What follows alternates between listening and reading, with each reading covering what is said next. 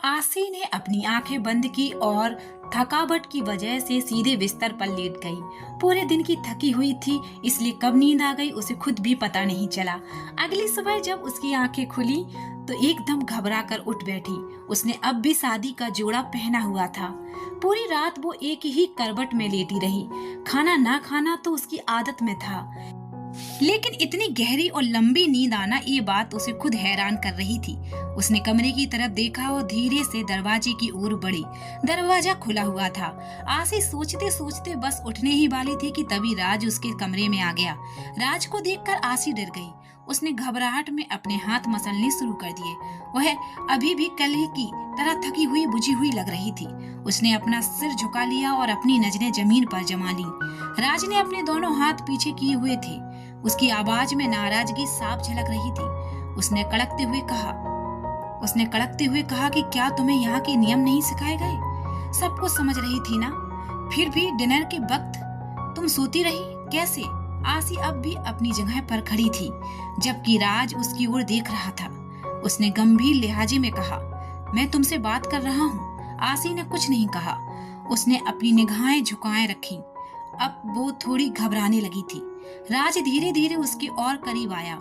आसी हल्के से कांप गई, जैसे उसकी धड़कन थमने को हो। राज ने धीरे से उसका चेहरा उठाया, लेकिन आसी ने तब भी अपनी नजर नहीं उठाई। राज ने थोड़ा सख्त लहजे में कहा, जब मैं बात करूं तो मेरी तरफ देखा करो। अब आंखें खोलो, मुझे देखो।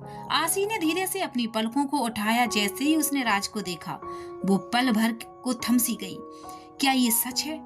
उसके मन में आया। क्या वाकई में इतना सम्मानित और प्रभावशाली इंसान उससे शादी करेगा? उसे लग रहा था जैसे ये कोई सपना है। राज उसकी आंखों में झांकने लगा। वो आंखें इतनी मासूम, इतनी सच्ची, लेकिन उनमें कोई गहरा खालीपन सा था। राज कुछ पल को उसमें खो गया, लेकिन तभी उसे कुछ याद आया। वो अचानक गंभीर हो गया और एक झटके से दूर हट गया। 15 मिनट है तुम्हारे पास, खुद को तैयार करो और डाइनिंग टेबल पर पहुंचो, उसने कहा और चला गया।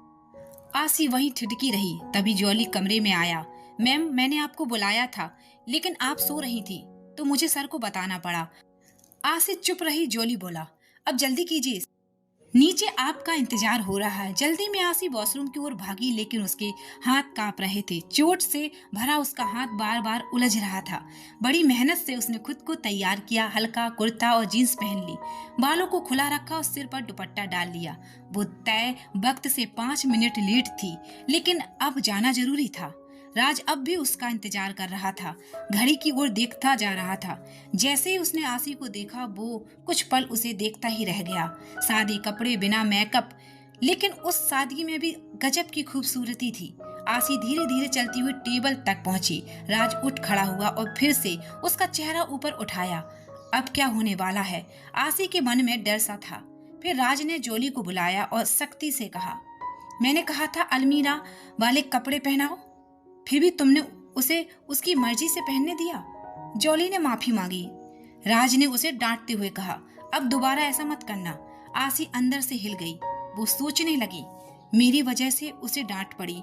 वो तेजी से कमरे में लौटी। दिल में अपराध बोध था। तभी जॉली अंदर आया और बोला, यह आपके लिए, सर ने कहा है आपको चक्कर आया था, तुम्हें पानी दे दूं। आसी हैरान रह गई। जो इंसान इतना सख्त है, वही उसकी सेहत को लेकर चिंतित भी है। जॉली ने मुस्कुराकर कहा, अब आप राज शेखावत की पत्नी हैं, प्रिंसेस हैं, और यह कपड़े उसी के मुताबिक हैं। आसी ने कहा, मुझे मैम मत बुलाओ, और सॉरी, तुम्हें मेरी वजह से डांट पड़ी। जॉली मुस्कुराया और बोला, आप दी कहेंगी तो वही कहूंगा। आसी थोड़ी भावुक हो गई। जॉली ने एलईडी स्क्रीन में ड्रेस सेलेक्ट करने में मदद की। कुछ ही देर में आसी तैयार होकर बाहर आई। हल्का मेकअप, सुंदर ड्रेस, सजे हुए बाल, आज वो वाकई में अलग लग रही थी। राज दरवाजे पर ही खड़ा था। उसने देखा और मुस्कुराया। वो धीरे से आसी के पास आया और कहा, अब लग रही हो राज शेखावत की वाइफ। आसी नजरें नहीं मिला पा रही थी। वो उस ड्रेस में सहज महसूस नहीं कर पा रही थी, लेकिन वो नहीं चाहती थी कि फिर से किसी को उसकी वजह से कुछ कहना पड़े। राज ने जब देखा कि आसी फिर झुकी नजरों में खड़ी है, तो थोड़ी सख्ती से कहा, मैंने कहा था मुझसे बात करते वक्त नजरें झुकी नहीं होनी चाहिए। और फिर एक ठंडी आवाज में बोला, मुझे तुम्हारी सच्चाई पता है। ये मासूम बनने का नाटक किसी और के सामने करना। राज चला गया। आसी की आंखें नम हो गईं। सच्चाई? कौन सी सच्चाई? वो खुद नहीं समझ पाई कि राज इतना नाराज क्यों है। वो चुपचाप उसके पीछे चल पड़ी। डाइनिंग टेबल पर दोनों बैठे, लेकिन राज कुछ बोले बिना चला गया। आसी वहीं बैठी रही, सोचती रही, अब क्या करें? कमरे में लौट जाऊं या इंतजार करूं? कुछ देर बाद वो उठी और अपने कमरे में लौट आई। जॉली भी दिखाई नहीं दिया, तो उसने चुपचाप प्रार्थना की, भगवान करे उसे कुछ ना कहा गया हो।